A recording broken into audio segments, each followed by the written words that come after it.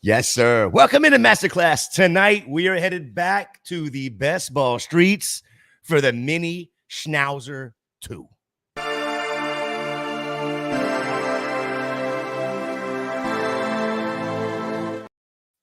Welcome into Club Fantasy FFL. Welcome to Masterclass.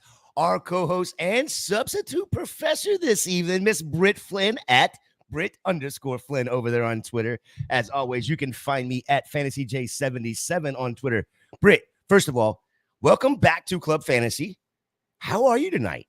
I'm good. I'm a little bit sleepy, not going to lie. I might be a little sun poisoned. So if I get a little loopy during the stream, that's why. Loopy But is good, though. It could be fun. yeah, I'm probably going to rail against Arkansas rules about underdog and setting rankings before you draft, because what even does that do? All you have to do is set 5 and then you can jump in. Like, why are you putting this extra thing in front of me? But I'm really excited to draft. I have admittedly been behind the 8 ball on drafting best ball. So I'm excited to jump back into these best ball streets. Well, I mean, if you only put 5 in there, what are you going to do after your 5th pick then? Are you I mean, done? it just lets you keep playing. That's what I'm saying. Like, just having it's so silly. It's so silly. That is fun. If y'all want to draft with us, go ahead and open up the Underdog app. Tonight, like I said, we are on Underdog doing the Mini Schnauzer 2. It is a 20 max entry, normal scoring, half-point PPR, 18 rounds, 1 quarterback, 2 running back, 3 wide receiver, 1 tight end, 1 flex, 10 bench. This one here, 30-second clock, $3 entry. So unlike last week where we did the marathon with Joel, the Mini Schnauzer does have the playoffs. So we are looking at week 15, 16, and 17. Correlation is back. So as I get over to the screen here, Britt, are you ready to go ahead and jump in this draft? Yeah, I'm ready. Let's do that now. And Boom. hopefully we will both be in on the same one. Filling pretty quickly, too. We'll see how my internet is. Let's go. So while we're waiting on the draft to fill, and usually we'll have a few minute or so before it happens, I know you said a minute ago it's been a minute for your best ball, getting into the best ball again. What is your favorite strategy when you go into these tournaments where there's 30 some odd thousand? It's not quite the best ball mania, but it's still a pretty sizable tournament. My strategy, and this is gonna not help anybody, is no strategy. I'm gonna go in there and see kind of within the first 2 rounds how everybody in the room is playing, because unlike some of these other expert drafts, your home league drafts, things like that, you don't know how these people are going to draft. So you have to kind of feel out the room before it starts. After the first 2 rounds, that's when I'm like, okay, I'm solidified in my strategy. But I think being flexible is a very important aspect of these drafts, because again, you don't know what everybody in the room is going to do with you. Shout out to my husband jumping in the draft. And also, we are going to snipe each other the entirety of the draft. Yeah, that looks like fun. I got to figure out why this draft board is so small here, but we'll work on that. Let's see. Maybe here we go. Uh-oh. Look at it. I'm finding stuff out as we go.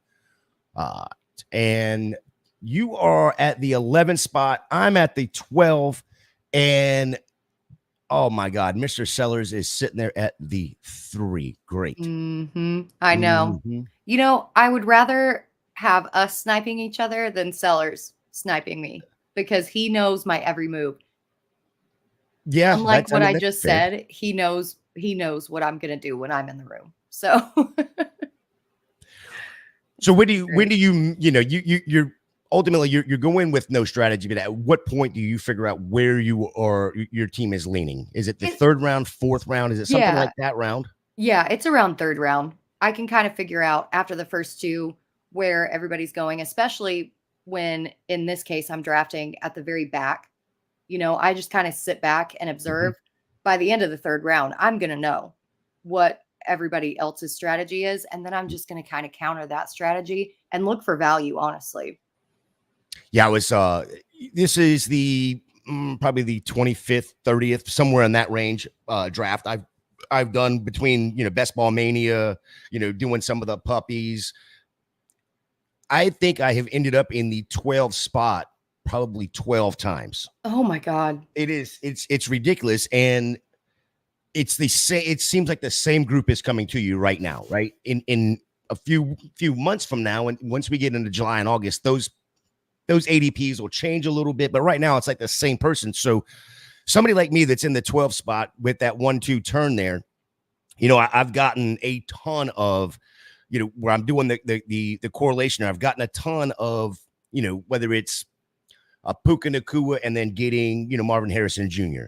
I need to diversify it a little bit. How would you recommend I diversify it and not go too far down the board in ADP? Well, I'm a huge fan of hero running back. And apparently, from what I've seen in my one draft that I did before this one, people are not valuing running backs whatsoever this year. Go ahead and grab your hero in this first round because there's a good chance that a very, very, very good running back is going to fall to you. And then just fill in with some value wide receivers. You talked about ADP and ADP correcting itself. I feel like it's insane that, oh my gosh, Ladd McConkey is going so early, and then Joshua Palmer is going 3 rounds later. There are definitely values that you can find. A lot of the rookie wide receivers are going way super early as well. And a lot of the veterans are getting pushed to the wayside. So you can find value, solidify and anchor your positions, and then fill in from there. Yeah, I think of when you're talking about the hero RB, we've seen it work so many times. One of the biggest pros that I like about it is I can go get the running back right now with Jonathan Taylor, and I truly don't have to worry about a running back for another 4, 5, 6 rounds, or if at all. Especially with only 2 running back spots. And I can turn right around and sit there and say, the hell with it. I can get that pick in there real quick. I can build up on my wide receiver core and then look at at running back, and only have 4 of them because I'm trusting that, my hero is going to work. And I love hero RB strategy. I actually adhere to hero RB strategy more than I do 0 RB strategy or robust, because running back is not what it used to be in the NFL. It's a much pass happier league than it used to be. The rules favor the quarterback much more than they used to in the past. And also running backs are run by committee. So if you can find that one big hero that's going to get the bulk of the carries or pass catching work, like in my case, I took Jahmyr Gibbs, that's where you're going to win this.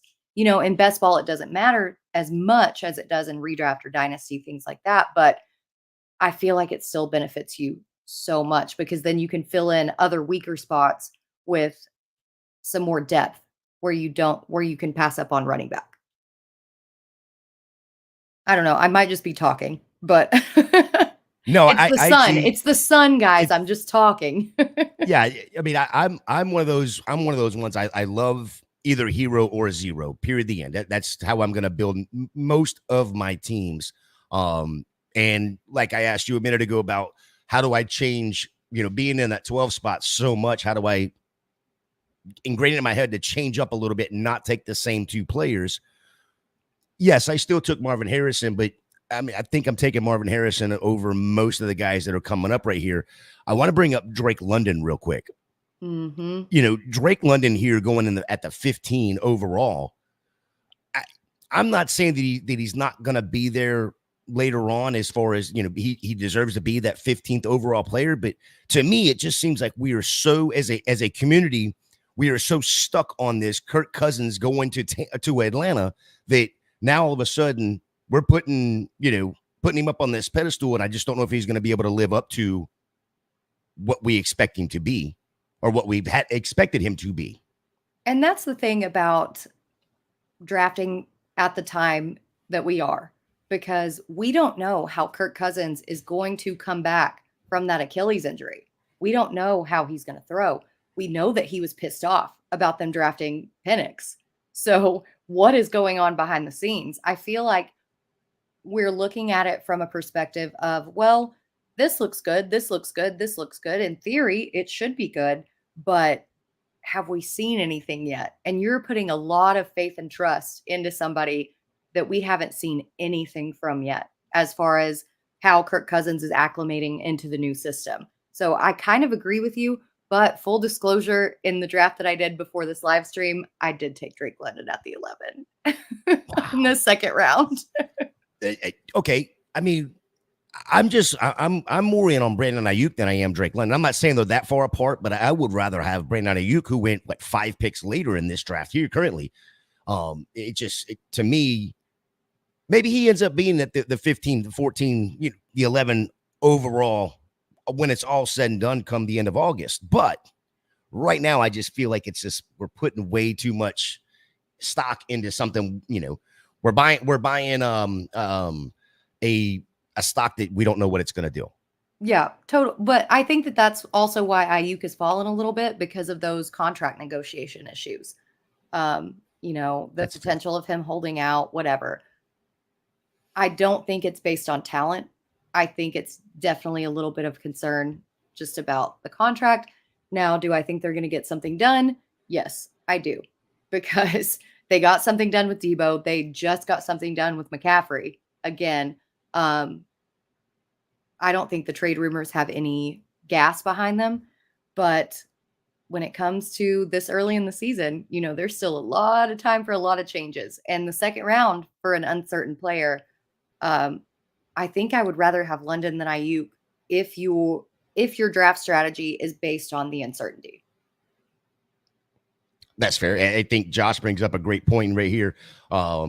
It's kind of one of those things where you can like London and not his ADP. Mm-hmm. And every once in a while, you have to take him because you want a share. And that is also another thing that I preach all the time. We don't hate players. We hate their ADPs. 100%. 100%. I actually hate all these players' ADPs. They're all ranked too high. They are. It's, oh my gosh, the ADPs are out of control. And that goes back to what I was saying at the beginning. Mm-hmm. You can find some really good value later because this is insane. Yeah, and like I said too, it's going to be one of those ones. It's going to shake itself out. It's going to take probably another month or so before it does. But if you're drafting now, we're all drafting on the hope of Drake London doing something, right? Mm-hmm. When we're drafting into July, into August, I think at that point we're saying, okay, yeah, I kind of know what I'm getting into. And Josh makes a good point in the chat. Not true. There are some players I absolutely hate. Thanks for clearing that up, Josh. You're absolutely correct. Josh hates everybody. No, I would not say that, but. And I had to take Travis Kelce here. I don't think he's going to have the fall off that people are thinking. I mean, still last year, he was injured a good chunk of the season. And then when he finally healed, he was one of the best tight ends in the league still. Also, Taylor Swift, heart. Oh, who am I going here?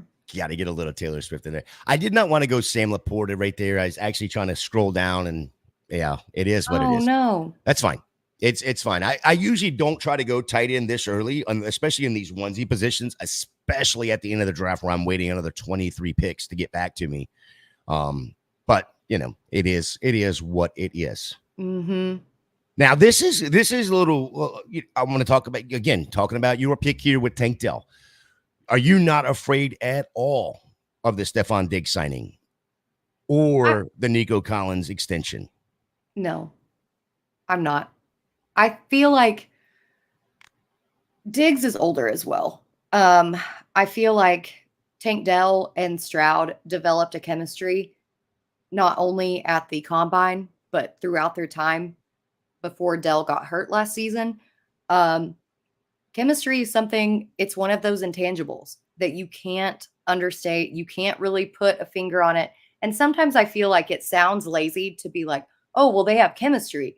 But the fact is that they do. Mm-hmm. And Dell is just so good at getting open. he's so good at getting yards after the catch. Like, he's gonna have a good season. I feel like the guy who's gonna fall off out of those three is gonna be Dalton Schultz. Dalton Schultz isn't gonna get anything. I think Diggs is still gonna get his touchdowns. I don't think he's gonna have the targets or receptions that he had in Buffalo, but he's still gonna be a touchdown magnet. I think Collins and Dell are still going to be the PPR magnets. They are gonna be who Stroud looks to in big situations. So I do feel like it might be a little high for Dell, but with everybody else in that range, I just didn't really like them either. So why not take a guy with high upside who could explode and become the number one on this team? Yeah, I think. I mean, that's a fair argument. This draft here, usually I've seen them go. Stefan's still going before Tank or Nico, but usually it's Stefan Diggs within 3 to 4 picks. Dell's going. This one here kind of straightened itself out a little bit. It was almost a full round before we saw, Tank Dell come off the board there. And, I don't know when we'll see Nico come off the board. Hopefully he gets back to me. I don't. No, he went in the second. Oh, did I miss him? Yeah, he went at 211. Oh yeah, he did. Right after Chris. Overall. Yeah, right after Chris Olave. Sure did. My bad. I missed that one. Mm-hmm. Joey likes the Laporta in the 4th round. I don't hate it either. I feel like Laporta has a lot of upside. Full disclosure, my championship teams last year were all named the Laporta Potties because I got massive value at tight end with Sam Laporta as a rookie tight end, because rookie tight ends don't produce, haven't you heard? But I still think that he's going to have a lot of value this year. I think that Jameson Williams, as much as they say, yeah, he's going to have a bigger role, they tell everybody every single year that a player is going to have a bigger role. It's the chemistry is already there with Jared Goff. Amon-Ra St. Brown has proven that he can work outside of the slot when a lot of us just pegged him as slot receivers after his first season. Laporta is going to have a good year. Keenan Allen going before Hollywood is interesting. Yeah, I wanted to bring up Hollywood a minute ago. How do you see that wide receiver room working out in KC between him, Xavier Worthy? I mean, we know that there's going to be a suspension coming. Don't know how long, but estimating it's going to be, probably a quarter to a half of the season, maybe. Even at that point, when you look back at last year, it took almost half the season before Rashid Rice started to break out. And if that's what it takes for Worthy, is Worthy really going to get the opportunity this first year? And is he worth grabbing a hold of, especially in best ball? No, because look how close he went after Hollywood. He went 2 picks after Hollywood in the 5th round. Are you kidding me? Okay, guys, zoom into the camera because we need to have a little sit down about Xavier Worthy, okay? I talked about this on the Club Fantasy draft show right before the draft. Xavier Worthy really dazzled everyone with, I'm just going to stack right here with Stroud and go ahead and get that out of the way, and then I'll keep talking. Xavier Worthy dazzled everyone with his speed. Do y'all know how much he weighs? He is 162 pounds. Yeah, he's speedy. He's great. He's McCole Hardman 2.0. And if you get duped by Xavier Worthy, it's nobody's fault but your own. Okay? I'm just going to say my piece and leave it there. I'm 100% with you. It's like I said, I just worry that it's going to take half the season. Right. I mean, and we already know Patrick Mahomes has his comfort with Travis Kelce. You've got Hollywood there to be the one. And what happens from there with Worthy? Yeah, he's got the speed, but again, that offense isn't the easiest one for rookies in general at wide receivers. So it's going to be quite interesting, in my opinion. And I don't know if Rice actually gets suspended this season. We saw it with Ezekiel Elliott. I'm dating myself, but a while ago. It took an entire year for that punishment to be handed down. And even then, everyone thought it would be handed down at the beginning of the season. and it didn't happen until midseason. I feel like a lot of the same is going to happen with Rice. Yeah, Josh says he'd be fine taking Hollywood over Rice. It is absolutely way too early for Xavier Worthy. Shut up, Josh. Tank is a tank. Okay. Tank is a tank. Tank is a much better route runner, much better hands, much better everything than Worthy. Okay. And 3 pounds is 3 pounds. All right. If I can get over to it, I want to see you've got CJ Stroud, Jahmyr Gibbs, Joe Mixon, Garrett Wilson, and went ahead and made your stack there. And of course, you got Travis Kelce. Sorry, I missed Tank Dell is your stack. And I went ahead and got Mixon too. I didn't really like anybody else in that range. And I was like, well, I feel like Mixon can catch some passes. So maybe, and then I can worry on like a mini stack later. But we'll see. Yeah, I brought your stack up because I went ahead. I looked at Mixon, and I also looked at Rachaad White there at that 61 overall first pick of the 6th round. I thought about actually going with one of those running backs, even though I already had Jonathan Taylor. And what pushed me over the edge was because I had Jonathan Taylor, don't need the other running back right now. Go ahead and get the Anthony Richardson stack. Now I can just cross my fingers that we stay healthy and, don't have to worry about another quarterback for a while. Yeah, exactly. That's kind of the deal when you take these quarterbacks early. But as we talked about ADP earlier, there are a lot of good quarterback values like later on. So if you just want to punt quarterback, you can find a lot of really good guys like Trevor Lawrence is QB 14, like Tua's QB 15, Goff is 16. I mean, I think Herbert's 17 right now. This is insane for guys who were going in a lot of them going in the top 8 last year, everybody has rookie fever at this point in draft season. Guys, rein it in. Rein it in. We don't know what Caleb Williams is going to do. We don't know what Jaden Daniels is going to do. There is no reason that they should be 11 or 12 or ahead of these proven veterans. I just, man, it's wild to me.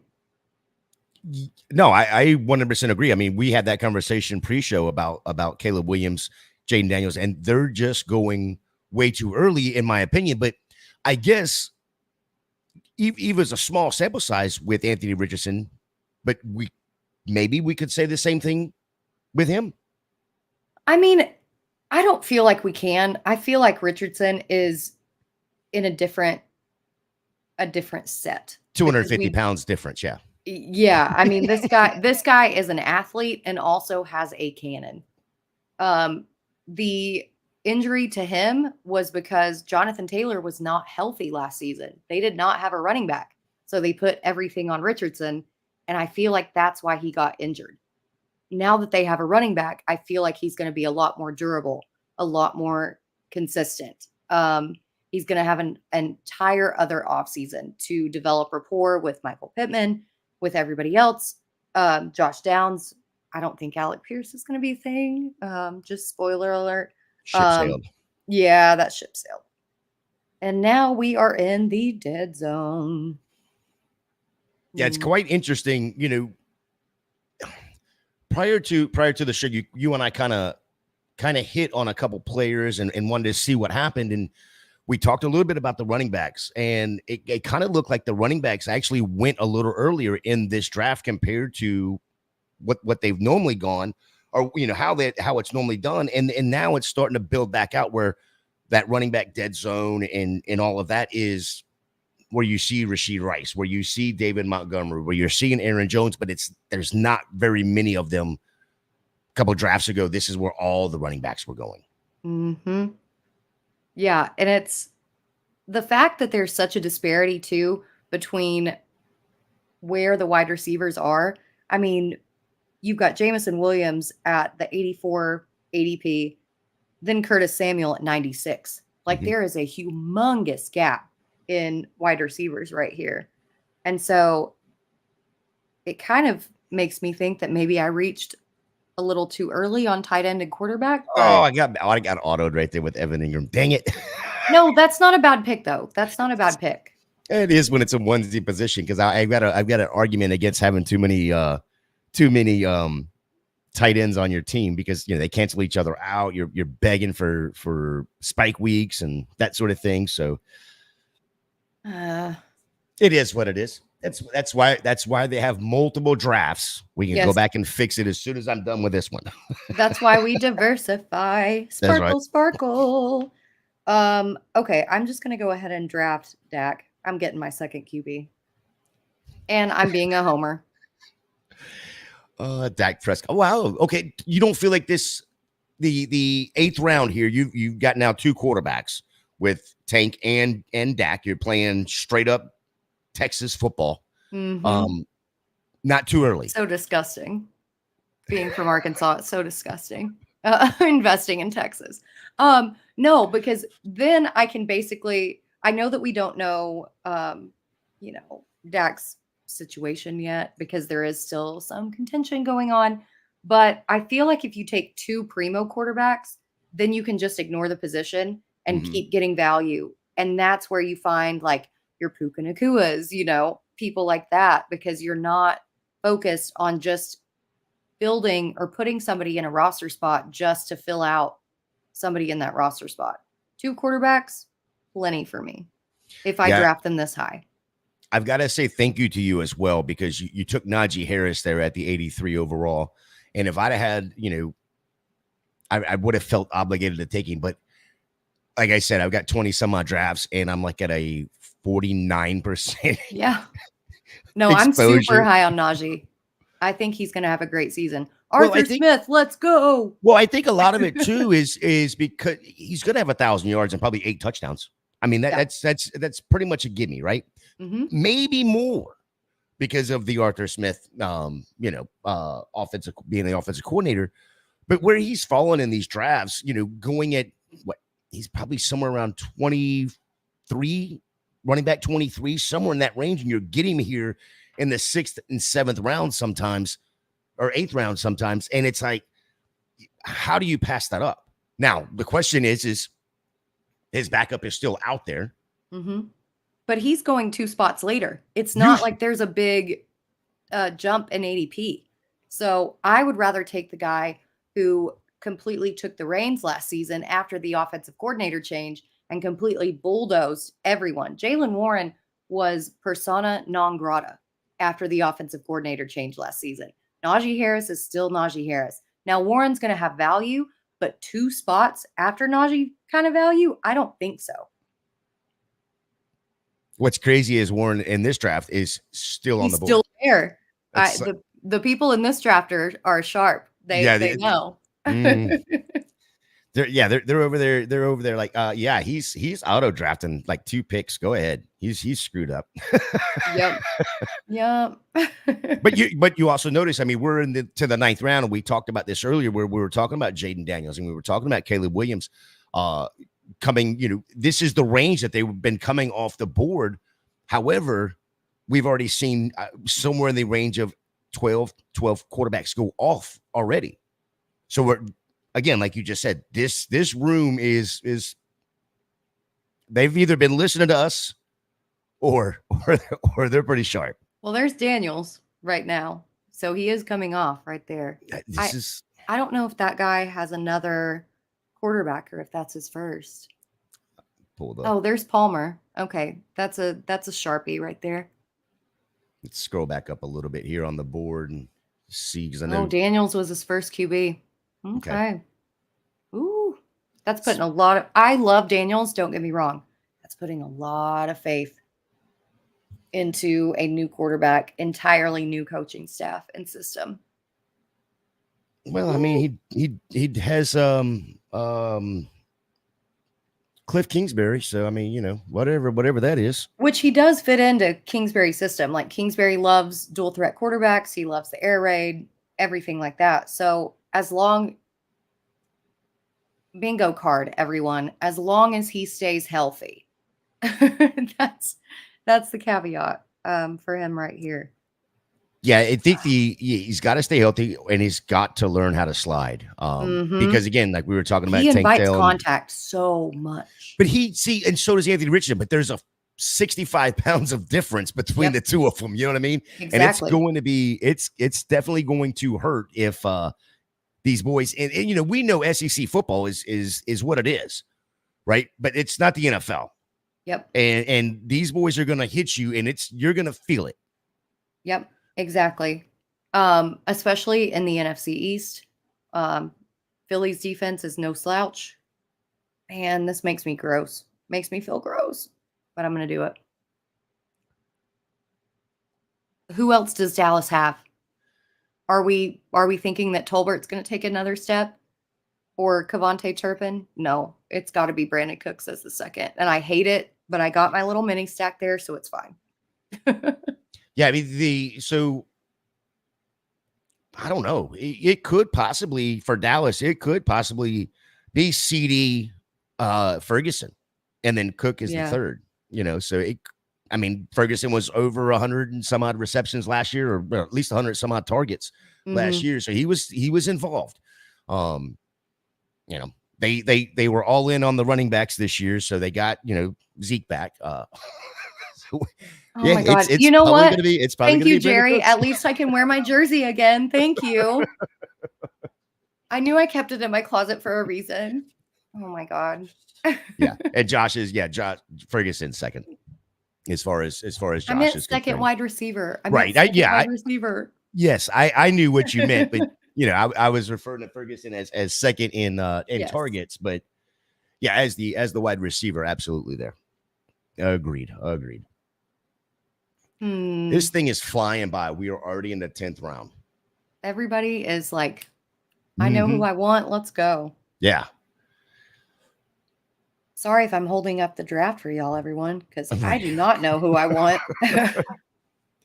This is too much for me. That was going to be something I asked you too. You know, I know you haven't done a ton, but is there anybody when it comes to these that you're like, I've got to have this particular player, period, the end?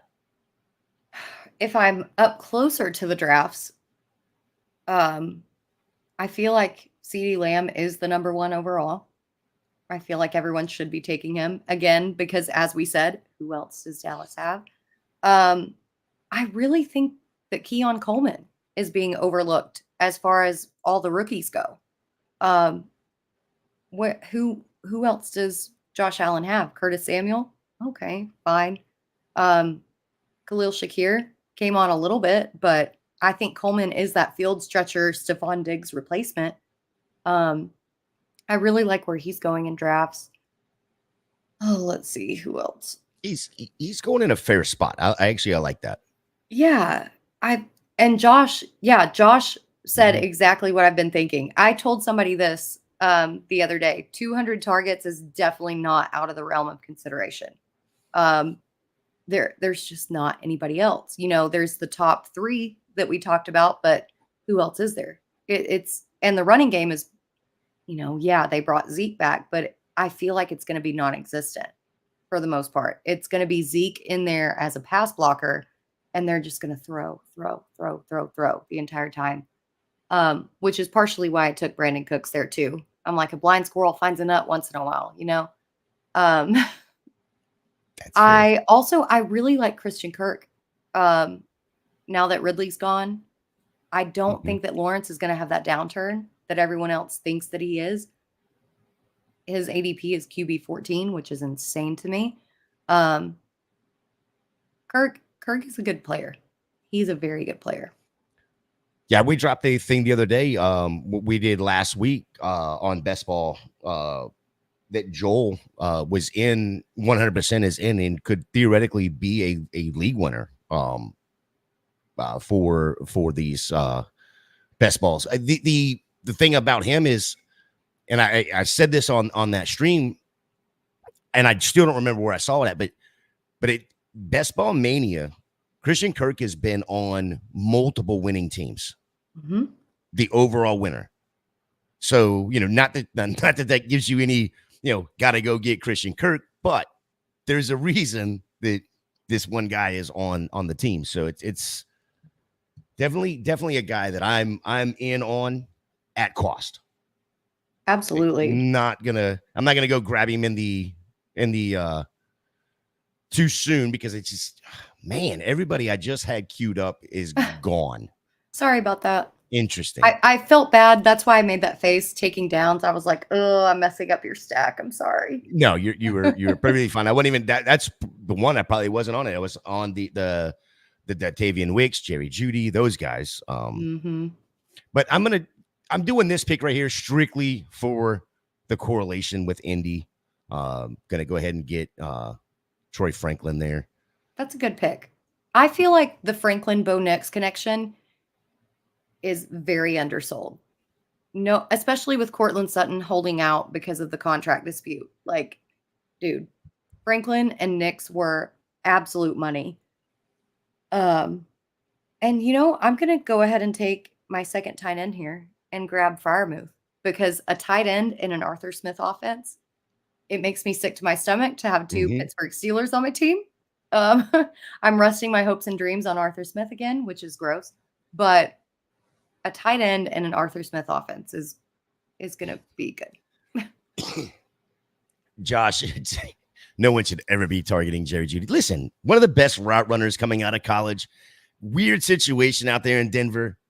I know it's weird in Cleveland as a whole, but he's stepping in there as the automatic number 2 right behind Amari Cooper. And we know they're going to try to throw the ball. So leave me alone, Josh. I can target who the hell I want to. Josh just likes to come at us both. Yeah. He's like a troll right now. Look, I want to go back to team 1 here, who went CD, Mike Evans, DK. That's pretty sick. Yeah, but then they turn around, and instead of getting value, they go Patrick Mahomes in the 5th round, Jordan Love in the 8th, Caleb Williams in the 10th, Trevor Lawrence in the 11th. See, 4 quarterbacks is way too much. It's way too much. 3 should be your max of your quarterbacks. Then one more question for you on the quarterbacks. I just took my second quarterback in Kirk Cousins there in the 12th round, the start of the 12th round. If we're going to be that high on Drake London, why are we? I mean, I get the injury, but if we're that high on Drake London, I mean, I know Bijan's there, but if we're that high on Drake London, why in the hell are we this low on the guy that's going to be getting him the ball? Does not compute. I feel like the narrative around Kirk Cousins and his primetime meltdowns has tainted his ADP for years. And it's always the same. He's always going in this range, like mid to late teens. And he always ends up close to that QB1 range, aside from last year when the injury happened. He's always good. Will he have his shit weeks? Yes, he will. But guess what? It's best ball. It doesn't matter. Like, your other quarterback is going to make up for those bad weeks. And nobody wants to put respect on Kirk's name. Now, do I think he's cringe? Yes. But that doesn't matter in fantasy. So I think you had a really good value pick there. Yeah, I believe I did too. And being that he's my second quarterback, I might hopefully only have to use him one by week.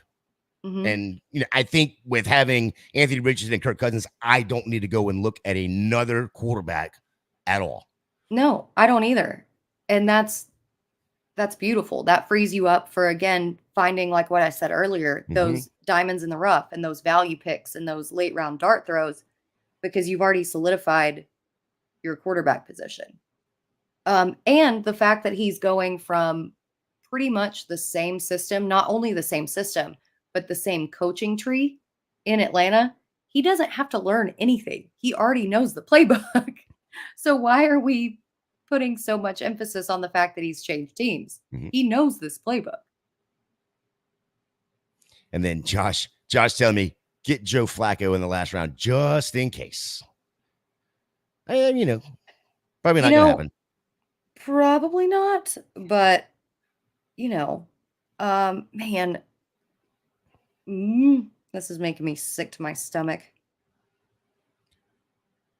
There's nobody here that I like. So I'm sitting here right after this pick here, and I know what position I'm going. Yeah, I'm going running back here because I only have 2 on the team right now, Jonathan Taylor and James Conner. Um, so as I'm looking at it, these are probably going to be more or less dart throws, or again, spike weeks, as I could care less what's going to happen, on weeks that Jonathan Taylor throws up a 20 burger, James Conner throws up a 15, whatever.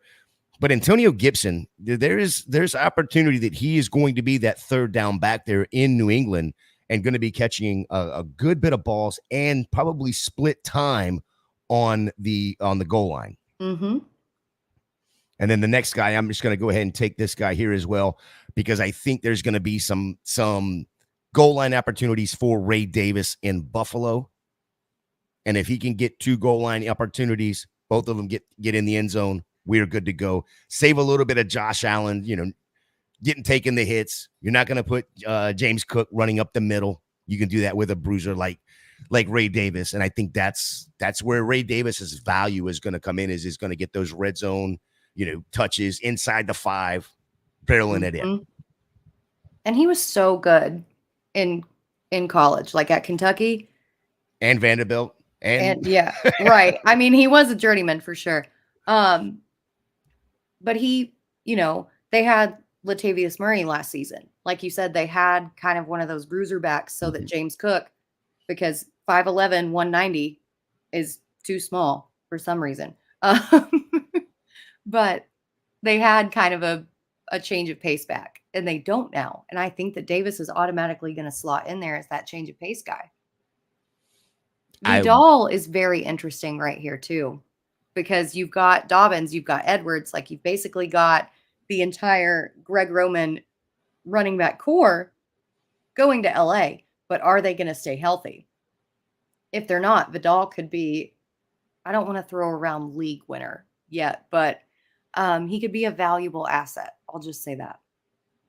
Yeah, very, very much so. Very, very much so. So Josh says, is it just him, or are the late rounds filled with less fun upside picks this year versus the past? Yes, it's true. I was thinking the same thing. It makes me sad. I don't know what's going on. Yeah, I think because maybe it's not that they're less fun. Maybe they're not talked about as much. Mm-hmm. Right? We're so high on these top 50, top 60 that, at that point it's like, whatever. Who cares about Rashad Bateman? Who cares about, Roman Wilson, Cole Kmet anymore? Mm-hmm. Oh, wait, they got 17 new wide receivers in Chicago. Nobody cares about Cole Kmet. Which is crazy to me.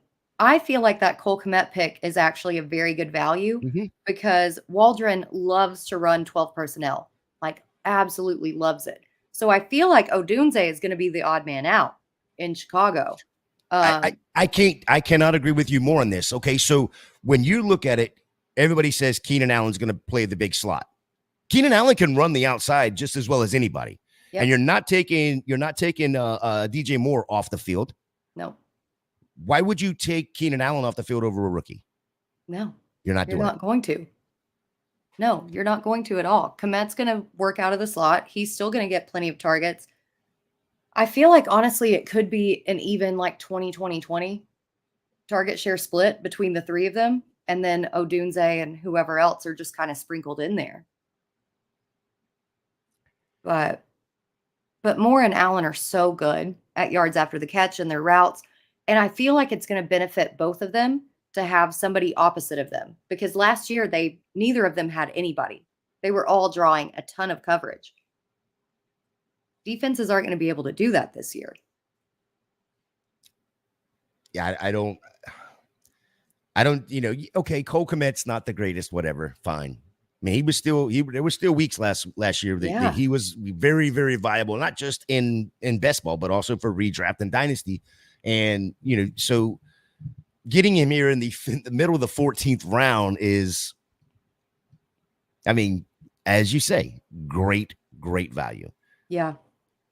Toronto, hey, Toronto Dave. Long time no see, buddy. Oh, man. What are you thinking, Britt? What are you thinking here? Gonna make me puke. Don't do that. Not on stream. Not on stream. Not on stream. I'm buying into the yucky stack, and there is nobody else. Ugh. Yeah, I'm going to disagree with you. Okay, get the stack. I get it. But I think this guy here has got a little bit of upside being in the Washington offense there. He could we saw the dip with Jahan Dotson last year. We could actually see Luke McCaffrey, who's a very good route runner, jump in there and take some targets. Same thing with Tyrone Tracy. Oh man. This is I don't care that he's 75 years old. He's on an NFL football team and he's going to get opportunity behind Devin Singletary. 75 years old. When he is old, but whatever. Oh man, this is nasty down here. Gross. Okay, you know what? Ew. Bleh. We're doing pop. We're gonna go with pop. That's so gross. Can't hate that. I just hate my last 3 picks, to be honest. I fully agree with Josh that the later rounds this year are like, ooh, don't really like that. Josh says my dynasty brain's getting the best of me over the. I'm assuming over the Tracy thing. I mean, if I was in dynasty, I'm not taking him. He's too old. He's what 24, 25 years old already. Yeah. I just want him because I think he's a big body, and they're going to be, behind Devin Singletary. He's one play away from being the starter. Yep. Singletary's not big enough to hold up behind that offensive line. That's the thought process on the Tracy. I don't care whether you're doing it for redraft, whether it's for best ball. I'm getting him in the 16th round. I mean, we talk about dart throws all the time this late. Yep. That's exactly what that is. And it feels like that's all that's left on the board at this point right now. Like, good Lord. Yeah, I think there's only one more guy on here that I really would like to put on this team. They would fit with this team, maybe 2, but you get down here, and especially in a room like this, it seems like this room has been really, really short for the most part, outside of picking seven quarterbacks out of your first 12 picks. I mean, yeah, the quarterbacks flew. Oh, man. Why are you being such a troll right now? Josh, Tracy isn't good enough to hold up behind that offensive Josh, line. we have sassy Josh online tonight, y'all. Aren't you drafting a team right now? Don't you got to get ready for your show that comes on in like 35 minutes? By the way, everybody, the no pun intended is directly after us. Same bat time as normal for them on the same bat channel here. They coming up with Howard Bender this evening. So make sure you pop in to them as soon as we get done here. 2 more rounds left to go. Love this. I also love the speed of this. Like, everybody knows who and what they want. This draft has been flying. Yeah, we're gonna, be right at an hour by the time we're done with this. And I think the other night I did the Superflex, and it was like almost 45 minutes we were done. Really? Everybody was flying. Man. So it makes it more fun. You're like, oh, that was cool. Let me go back and do another one. Right. Like, that went too fast. Like, oh man. All right, you're coming up.